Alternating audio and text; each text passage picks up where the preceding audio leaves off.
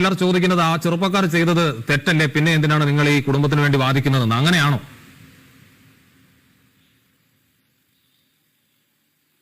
തീർച്ചയായിട്ടും അങ്ങനെയാണ്. നിങ്ങളാണ് സത്യത്തിൽ ഇവിടെ അരാജകത്വത്തിന് ചൂട്ടുപിടിക്കുന്നത്. ഈ ഏഷ്യാനെറ്റ് അടക്കമുള്ള ചാനലുകളാണ്. സത്യത്തിൽ നിങ്ങൾ ചെയ്യുന്നത് വലിയ സാമൂഹ്യ ദ്രോഹമാണ്. എന്താ അറിയാമോ, ഞാൻ ഈ ചാനലിൽ സ്ഥിരമായിട്ട് ചർച്ചയ്ക്ക് വരുന്ന ആളാണ്. എൻ്റെ വീട്ടിലും ഇതുപോലെ ഫ്യൂസ് ഊരിയ സപ്പോർട്ടായിട്ടുണ്ട്. ഞാൻ എറണാകുളത്ത് കോടതിയിൽ എത്തുമ്പോഴാണ് ഇലക്ട്രിസിറ്റി ബോർഡിലെ ജീവനക്കാരൻ വന്ന് ഫ്യൂസ് ഊരിയത്. അന്ന് ഇവിടെ ജോലിക്ക് എത്തിരുന്ന ഒരു പാവപ്പെട്ട സ്ത്രീ ആയിരുന്നു. അവര് എന്നെ ഫോൺ വിളിച്ചു പറഞ്ഞു, സാറേ കറണ്ടിന് ഫ്യൂസ് ഊരി, പണം അടച്ചിട്ടില്ല എന്നാണ് അവർ പറയുന്നത്. ഞാൻ ഉടനെ എറണാകുളത്ത് നിന്ന് അത്താണിയിൽ വന്ന് പണം അടച്ചു. പണം അടച്ച് ഞാൻ ദേശത്തുള്ള വീട്ടിൽ എൻ്റെ മുമ്പായിട്ട് ഫ്യൂസ് തിരിച്ചു കുത്തി. ലൈൻമാനെ വിളിച്ചു പറഞ്ഞു.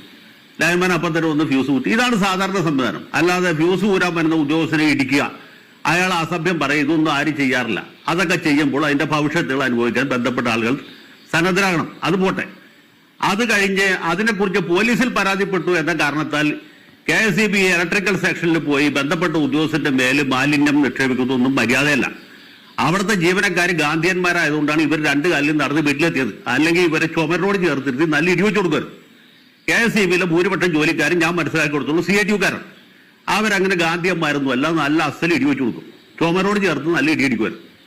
ഏതായാലും മാനന്തവാടിയിലെ KSEB-ക്കാർ സത്യസന്ധരും സൽഗുണസമ്പന്നരും ഗാന്ധിയന്മാരും ആയതുകൊണ്ടാണ് ഇങ്ങനൊരു സംഭവത്തിൽ അവസാനിച്ചത്. അതിനെ ന്യായീകരിക്കുന്ന ഇവിടുത്തെ കുറെ ബുദ്ധിജീവികളും കുറെ ചാനലുകാരും കുറെ മാധ്യമ പ്രവർത്തകരുമാണ് അരാജകത്വത്തിന് ചൂട്ടുപിടിക്കുന്നത്. കൊയിലാണ്ടിയിലെ SFI-ക്കാർ പ്രസംഗിച്ചപ്പോൾ നിങ്ങളുടെ നിലപാടെന്തായിരുന്നു? നിങ്ങൾ ആരെങ്കിലും SFI-ക്കാരെ ന്യായീകരിച്ചോ? SFI-ക്കാർക്കും അവരുടെ ന്യായീകരണം ഇല്ലേ? അതിന്റെ പേരിൽ വീട്ടുകാർക്ക് ചികിത്സ നിഷേധിക്കുകയോ അവരുടെ വീട്ടിലെ ഫ്യൂസ് ചെയ്യപ്പെട്ടില്ലല്ലോ. ഇതൊക്കെ ഞാൻ പറയട്ടെ അബ്ജോദെ, പ്ലീസ് ഞാനൊന്ന് പറഞ്ഞു തീർക്കട്ടെ. നിങ്ങളുടെ ഇടയ്ക്ക് ഇങ്ങനെ പറയല്ലേ. നമ്മൾ ഈ പണിയോടായിട്ട് കുറച്ച് അധികം നാളായില്ലേ.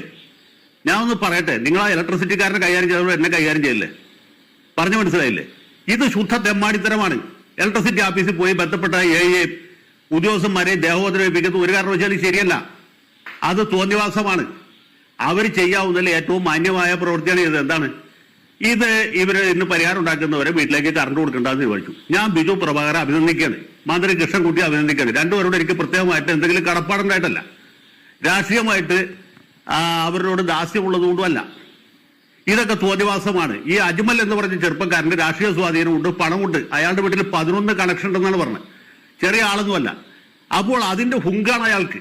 അയാളുടെ പിതാവിയോട് എന്ന് പറയുന്നത് എന്റെ മക്കൾ അങ്ങനെ ചെയ്യില്ല, എന്റെ മക്കൾ മാന്യന്മാരാണ്, യോഗ്യന്മാരാണ്, എല്ലാ മാതാപിതാക്കളും അങ്ങനെ പറയുള്ളൂ, ഞാനാണെങ്കിലും അങ്ങനെ പറയുള്ളൂ. പക്ഷേ ഇത് അരിയാഹാരം കഴിക്കുന്ന ആൾക്കാർ കണ്ടുകൊണ്ടിരിക്കുന്നതല്ലേ. നിങ്ങൾ എത്ര നേരം ഇത് തുടങ്ങിയിട്ട്? ഇന്ന് കാലത്ത് തുടങ്ങിയതല്ലേ. അന്യായമായി ഒരു വീട്ടിലെ ഫ്യൂസ് ഊരി. എന്ത് ഫ്യൂസ്? ഇത് അവിടെ കറണ്ടിൽ അടുത്ത വീട്ടിൽ പോയിരിക്കണം. അതാണ് ചെയ്യേണ്ടത്, ഫ്യൂസ് കുത്തണ വരെ.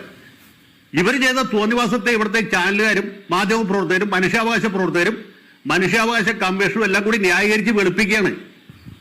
ഇവർ ഇന്ത്യൻ പീനൽ കോഡിൽ ഏത് വ്യവസ്ഥ അനുസരിച്ചിട്ടാണ് ഇലക്ട്രിസിറ്റി ബോർഡിൽ അതിക്രമിച്ച് കയറിയത്?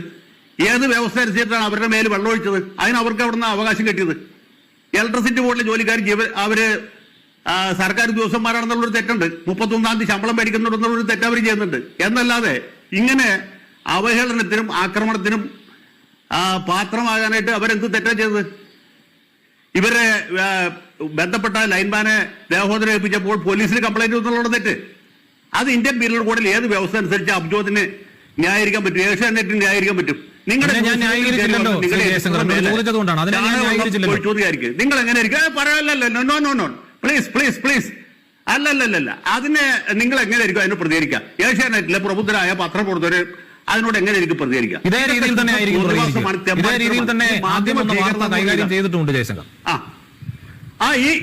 രീതിയിലൊന്നും അല്ല പ്രതികരിക്കാം. ഇങ്ങനെയൊന്നും അല്ല നിങ്ങൾ പ്രതികരിക്കുക. എനിക്ക് അറിഞ്ഞൂടെ എന്താ ഈ പറഞ്ഞത്? നമ്മൾ ഈ ലോകത്ത് ഈ നാട്ടിലല്ലേ ജീവിക്കണം. താമരശ്ശേരിയിലെ ഫോറസ്റ്റ് ഓഫീസ് കത്തിച്ചു, എന്നിട്ട് എന്തായി? എത്ര പ്രതികളെ ശിക്ഷിച്ചു? ഇല്ലേ? ഇലക്ട്രിസിറ്റി ബോർഡിലെ ഉദ്യോഗസ്ഥന്മാരെ തല്ലി കഴിഞ്ഞാൽ കുറെ കഴിയുമ്പോൾ പ്രതികൾ സാക്ഷികൾ ഉണ്ടാവില്ല. പോലീസ് ചാർജ് ചെയ്യണ കേസ് ഫ്രെയിം ചെയ്യണ തെറ്റായിട്ടായിരിക്കും. ഇന്ത്യൻ പീനൽ കോഡിൽ ഒരു വ്യവസ്ഥ അനുസരിച്ച് ഇവരെ ശിക്ഷിക്കുകയില്ല. ഇതാണ് അവരുടെ ധൈര്യം. ഇതാണ് ഗുണ്ടായിസം. ഈ ഗുണ്ടായിസത്തെ ന്യായീകരിക്കുന്ന പരിപാടിയാണ് ഇന്ന് രാവിലെ മുതൽക്ക് വിവിധ ചാനലുകൾ ചെയ്തുകൊണ്ടിരിക്കുന്നത്. ഇത് ശുദ്ധ തെമ്മാടിത്തരമാണ്. മനുഷ്യാവകാശം എന്ന് പറഞ്ഞാൽ ഇലക്ട്രിസിറ്റി ബോർഡിലെ ജോലിക്കാർക്കുണ്ട്, KSRTCയിലെ ജോലിക്കാർക്കുണ്ട്. അതുകൊണ്ടാണ് നമ്മൾ നാട് റോഡിൽ വാഹനം തടഞ്ഞപ്പോൾ മേയറെയും സച്ചിൻ ദേവിനെയും എതിർത്തത്. KSRTCയിൽ യാത്ര ചെയ്യുന്ന യാത്രക്കാർക്കുണ്ട്, ഇല്ലേ? അവരെ പെരുവഴിയിൽ ഇറക്കി വിട്ടാൽ തെറ്റാണ്. അതുകൊണ്ടാണ് നമ്മൾ പറഞ്ഞത് SFI-ക്കാരൻ ഗുണ്ടായിസം കാണിച്ചാൽ നമ്മൾ അതിനെ എതിർക്കണം. യൂത്ത് കോൺഗ്രസ്സുകാർ ചെയ്താലും യുവമോർച്ചക്കാർ ചെയ്താലും യൂത്ത് ലീഗുകാർ ചെയ്താലും എതിർക്കണം. അല്ലാണ്ട് CPI-കാരും CPM-കാരും ചെയ്യുന്ന തെറ്റ് മാത്രമേ നമ്മൾ ചൂണ്ടിക്കാണിക്കുള്ളൂ എന്ന് പറയുന്നത് തെറ്റാണ്. അതൊരു തെറ്റായ മാധ്യമ രീതിയാണ്. നിങ്ങൾ മാധ്യമ ദുസ്വാതന്ത്ര്യമാണ് ഈ കാണിക്കുന്നത്. ഞാൻ അതുകൊണ്ടാണ് ഈ 8 മണി ചർച്ചയിൽ പങ്കെടുക്കാന്ന് പറഞ്ഞത്. മനസ്സിലായില്ലേ? ഇത് ഏഷ്യാനെറ്റ് ചെയ്താലും തെറ്റാണ്, മാതൃഭൂമി ചെയ്താലും മനോരമ ചെയ്താലും മീഡിയ വൺ ചെയ്താലും തെറ്റാണ്, ആര് ചെയ്താലും തെറ്റാണ്. ഇത് മാധ്യമ ദുസ്വാതന്ത്ര്യമാണ് അബ്ജോദ് അടക്കമുള്ള ആളുകൾ ചെയ്യുന്നത്.